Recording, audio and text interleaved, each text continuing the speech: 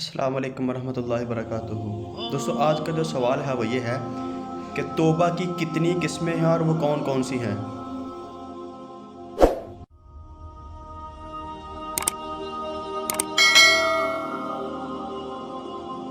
اللہ تعالیٰ کہتے ہیں وَيَغْفِرْ لَكُمْ، تقوی اختیار کرو گے میں تمہاری بخشش کر دوں گا۔ کہتے ہیں اس کا مطلب یہ ہے کہ اللہ تعالیٰ بندے کو توبہ و استغفار کی توفیق دے گا۔ جو تقوی اختیار کرے گا وہ اسی کو اللہ یہ توفیق دیں گے۔ استغفر اللہ استغفر اللہ استغفر اللہ۔ استغفر اللہ ویسے ہم سب کرتے ہیں، ایسے ہی ہے نا، لیکن استغفر اللہ دل سے کرنا ہے۔ کہاں سے؟ زبان سے کرنے سے کوئی فائدہ نہیں ہے۔ استغفر اللہ ساتھ اپنا حساب کتاب کر رہے ہیں۔ استغفر اللہ کا مطلب کیا ہے؟ میں اللہ سے گناہوں کی بخشش چاہتا ہوں۔ کیا اللہ تعالیٰ ایسے آدمی کے گناہ معاف کر دے گا جو اللہ سے معافی مانگتے ہوئے دھیان کہیں اور رکھے ہوئے ہے، ٹی وی دیکھ رہا ہے، ساتھ کچھ اور لکھ رہا ہے اور ساتھ کہہ رہا ہے استغفر اللہ استغفر اللہ؟ بھائی اللہ سے بات کر رہے ہو، اللہ سے معافی لے رہے ہو، توجہ کرو۔ اس انداز سے آپ کسی بندے سے بھی معافی مانگے تو معاف نہیں کرے گا۔ کیوں جی؟ میں نے اگر کوئی غلطی کی ہو آپ کے ساتھ اور معافی مانگوں، دھیان میرا ادھر ہو، چہرہ ادھر ہو، آپ مجھے معاف کر دیں گے؟ آپ تو کہیں گے میری ایک اور توہین کر رہے ہو۔ تو توبہ استغفار کریں، توجہ سے کریں، دل سے کریں، اور آپ کا پختہ ارادہ ہو کہ یا اللہ آئندہ میں اس گناہ کے قریب نہیں جاؤں گا، جو پہلے کر چکا ہوں اس پہ شرمندہ ہوں، وہ مجھے معاف کر دے۔ یہ نہیں کہ شراب کی دکان پہ بیٹھے ہوئے ہیں اور اللہ سے معافی مانگ رہے ہیں کہ یا اللہ میں کیا کام کر رہا ہوں، اور ساتھ دکان بھی کھولے ہوئے ہیں۔ سود کا کاروبار کر رہے ہیں، سودی بینک میں ملازم ہیں، انشورنس کا کاروبار کر رہے ہیں، پرائز بانڈ کا کاروبار کر رہے ہیں، رشوت آپ لے رہے ہیں، معافی بھی مانگ رہے ہیں۔ یہ کون سی معافی ہے؟ کیا آپ اس نے اللہ کو دھوکہ دے سکتے ہیں؟ کبھی نہیں دے سکتے۔ توبہ یہ ہے کہ آپ پہلے گناہ پہ شرمندہ ہوں۔ کیا ہو میرے بھائی؟ شرمندہ ہوں، فخر نہ کر رہے ہوں۔ کئی لوگ فخر بھی کرتے ہیں اور معافیاں بھی مانگتے ہیں اللہ سے۔ فخر کیسے؟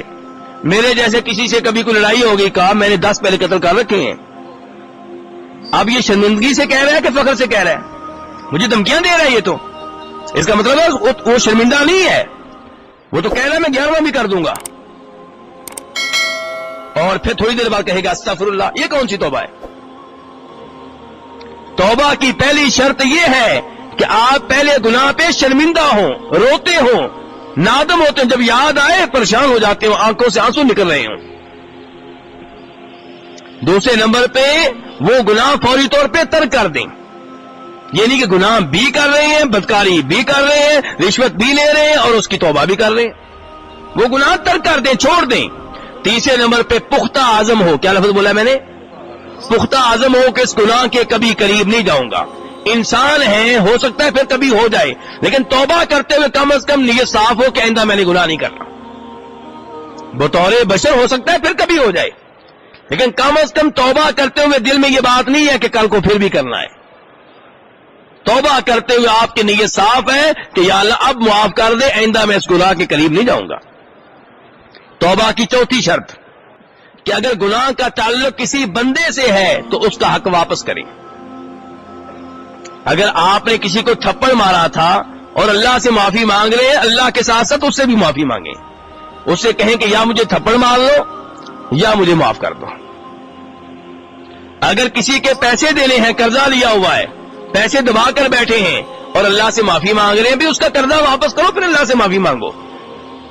بہنوں کی زمینوں پہ قبضہ کر رکھا ہے اور اللہ سے معافی بھی مانگ رہے ہیں، ان کی جائیداد واپس کرو، پھر اس کے بعد اللہ سے معافی مانگو، اور اس سے بھی معافی مانگو کہ 1 سال میں نے لیٹ دیا، 1 سال تمہارا حق حرام کا کھاتا رہا ہوں۔ کیونکہ کئی بھائی 5 سال کھانے کے بعد جب بہنوں کو دیتے ہیں پھر بھی احسان کر رہے ہوتے ہیں، یہ نہیں سوچتے کہ 5 سال کی معافی بھی مانگنی ہے۔